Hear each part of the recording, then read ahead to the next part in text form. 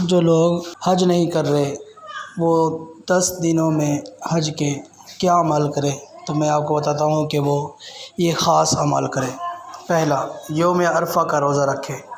حجاج کے علاوہ باقی تمام لوگوں کے لیے 9 ذی الحجہ عرفہ کا دن کا روزہ رکھنا انتہائی فضیلت رکھتا ہے۔ نبی کریم صلی اللہ علیہ وسلم نے فرمایا، مجھے اللہ کی ذات پر امید ہے کہ عرفہ کے دن کا روزہ 1 سال پہلے اور 1 سال بعد کے گناہوں کا کفارہ بن جاتا ہے، اور یہ صحیح مسلم کی حدیث ہے۔ دوسرا ہے ذکر اذکار کی کثرت، تکبیرات تشریق۔ ان دنوں میں کثرت سے اللہ کی بڑائی اور حمد بیان کرنی چاہیے۔ سبحان اللہ والحمد للہ اور لا الہ الا اللہ پڑھتے رہنا چاہیے۔ خاص طور پر تکبیر تشریق کا اہتمام کریں۔ اللہ اکبر لا الہ الا اللہ اللہ اکبر وللہ الحمد۔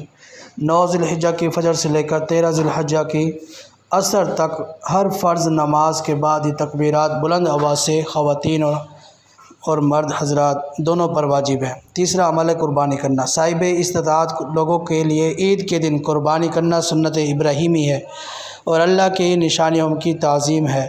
اگر آپ قربانی کا ارادہ رکھتے ہیں تو ذی الحجہ کا چاند نظر آنے سے لے کر قربانی ہونے تک اپنے بال اور ناخن نہ کاٹنا یہ مستحب عمل ہے۔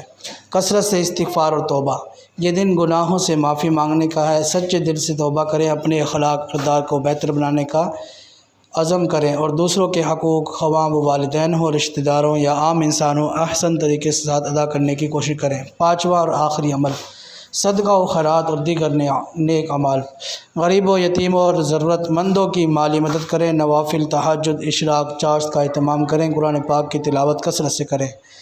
چھٹا عمل یہ ہے کہ عید کی نماز اور صلہ رحمی۔ عید کے دن اچھے لباس میسر ہو، نماز اس میں عید کی ادا کریں۔ خوشیاں بانٹیں اور اپنے رشتہ داروں، پڑوسیوں اور دوستوں سے ملاقات کر کے آپس سے تعلقات کو مضبوط بنائیں۔ اللہ تعالی ہمیں ان مبارک دنوں کی قدر کرنے اور نیک عمل کرنے کی توفیق عطا فرمائے۔ آمین۔